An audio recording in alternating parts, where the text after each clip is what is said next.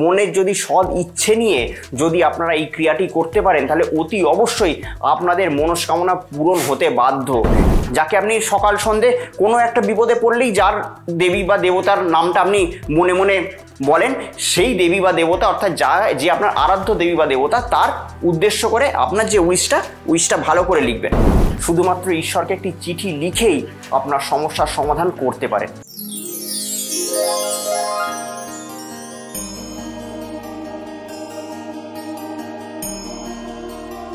শুধুমাত্র ঈশ্বরকে চিঠি লিখেই আপনি আপনার যে কোনো মনের মনস্কামনা পূরণ করতে পারেন। শুনতে হয়তো খুব অবাক লাগছে যে আমরা ঈশ্বরকে চিঠি লিখবো। হ্যাঁ, সেরকম একটা পদ্ধতি আছে। সেই পদ্ধতি অনুসারে আপনি আপনার জীবনের যাবতীয় সমস্যা, সেটা আর্থিক হোক, সেটা আপনার বিজনেস রিলেটেড হতে পারে, সেটা আপনার চাকরি রিলেটেড হতে পারে, সেটা আপনার রিলেশনশিপ হতে পারে, সেটা আপনার শত্রু হতে পারে, সেটা আপনার যা খুশি হতে পারে, আপনার বাস্তু হতে পারে, ইচ অ্যান্ড এভরিথিং প্রবলেম আপনি শুধুমাত্র ঈশ্বরকে একটি চিঠি লিখেই আপনার সমস্যার সমাধান করতে পারেন।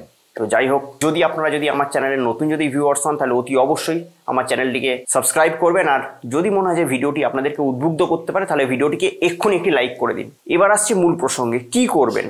হ্যাঁ, শুধুমাত্র ঈশ্বরকে একটা চিঠি লিখবেন। চিঠি লেখার প্রসেস আমি বলে দিচ্ছি। সেরকমভাবে যদি আপনারা সঠিক ওয়েতে মনের যদি সৎ ইচ্ছে নিয়ে যদি আপনারা এই ক্রিয়াটি করতে পারেন তাহলে অতি অবশ্যই আপনাদের মনস্কামনা পূরণ হতে বাধ্য। যেটা আপনি চাইছেন ঈশ্বরের কাছে সেটা উনি দিতে বাধ্য থাকবেন।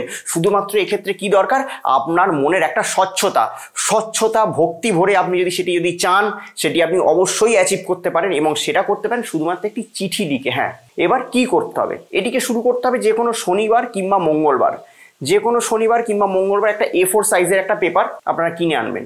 A4 সাইজের পেপার কিনে আনলেন, কিনে নিয়ে সন্ধ্যাবেলা বসবেন। আপনার যে ঠাকুর ঘর আছে সেই ঠাকুর ঘরে, সেটা যে ঈশ্বরই আপনার আছে, আপনার যদি মহাদেব থাকে মহাদেব, যদি নারায়ণ থাকে নারায়ণ, যদি দুর্গা থাকলে দুর্গা, লক্ষ্মী থাকলে লক্ষ্মী, সরস্বতী থাকলে সরস্বতী, যে ঈশ্বরই থাকুক না কেন বা আপনার যিনি আরাধ্য দেবতা কিংবা আরাধ্য দেবী তার উদ্দেশ্যে আপনি চিঠিটা লিখবেন। আপনার সামনে যে দেবী বা দেবতা থাকুক না কেন, আমরা ঠাকুর ঘরে যেই কটাই মূর্তি থাকুক না কেন, কোনো অসুবিধা নেই। আপনি জাস্ট শনিবার দিনকে একটা কাঁচা বস্ত্র পরে নেবেন, সূর্য অস্ত যাওয়ার পর পরে নিয়ে বসে যাবেন ঠাকুর ঘরে।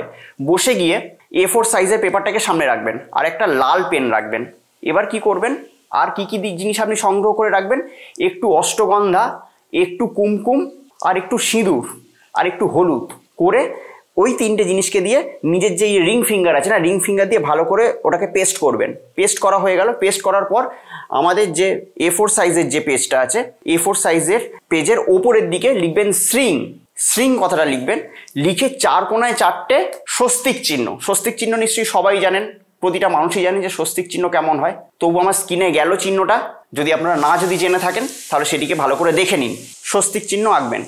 আঁকার পর এবার লাল যে পেনটা আছে সেই পেনটা নিয়ে আপনারা চিঠি লিখতে বসবেন। প্রথমে কি লিখবেন, যদি মহাদেব হয় তাহলে মহাদেবকে উদ্দেশ্য করে লিখবেন, হে মহাদেব, আমার এই মনস্কামনাটি আপনি পূরণ করুন এবং এত দিনের মধ্যে করবেন। যে ডেটটা আপনার চাই, একদিন দুদিন লিখবেন না, মোটামুটি লিখতে গেলে 3 সপ্তাহ একটা সময় লাগে।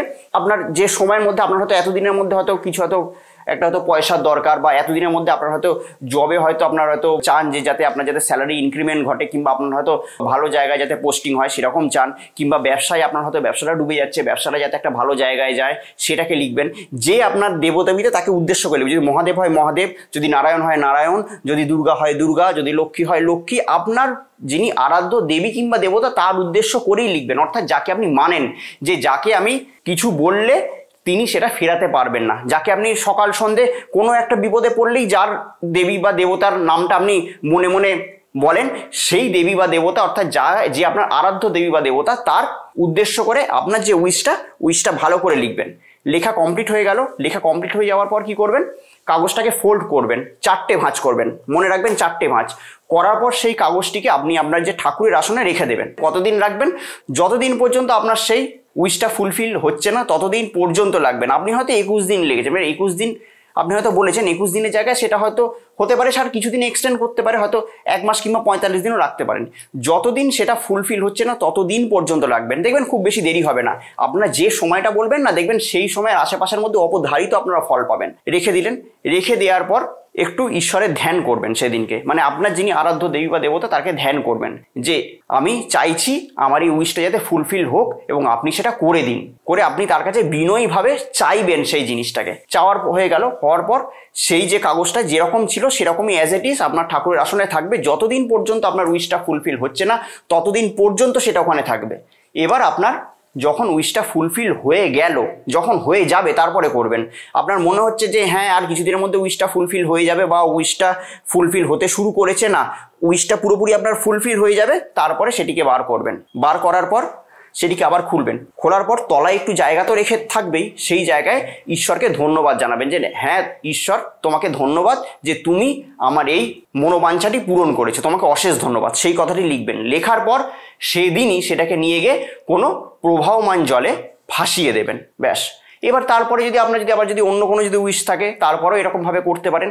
এটা অত্যন্ত পাওয়ারফুল। শুধুমাত্র একটি চিঠি লিখে আপনি কিন্তু ঈশ্বরকে একটি চিঠি লিখেই কিন্তু আপনি আপনার মনস্কামনা পূর্ণ করতে পারেন। সেটা হতে পারে আপনার বিজনেস রিলেটেড, সেটা হতে পারে আপনার জব রিলেটেড, সেটা হতে পারে আপনার রিলেশনশিপে প্রবলেম, সেটা হতে পারে আপনার শত্রু problem. Each and every problem আপনি শুধুমাত্র ঈশ্বরকে একটি চিঠি লিখেই সেই সমস্যা থেকে বেরিয়ে আসতে পারেন।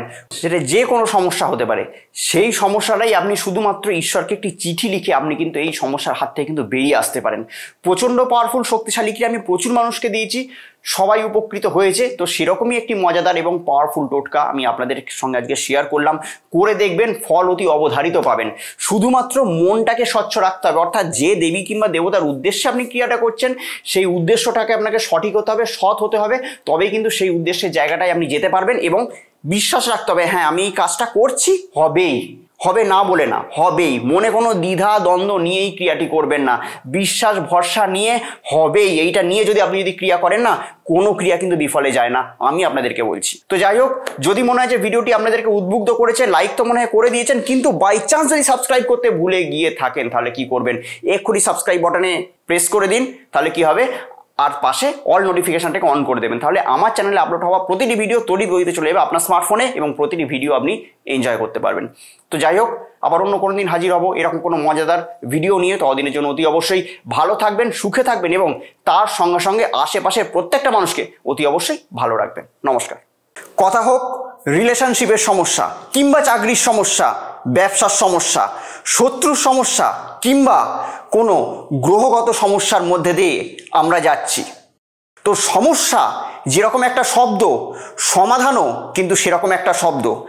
আপনাদের জন্মছকের সঠিক এবং সূক্ষ্ম বিচার করে আমি বের করব এমন এক উপায়, যে উপায় আপনার জীবনের মোড়কে পুরোপুরি ঘুরিয়ে দেবে। তো আমার সঙ্গে যদি আপনারা পার্সোনালি দেখা করতে চান, তাহলে স্ক্রিনে দেওয়া নাম্বারে ফোন করে যোগাযোগ করে আপনারা আমার সঙ্গে সরাসরি দেখা করতে পারেন।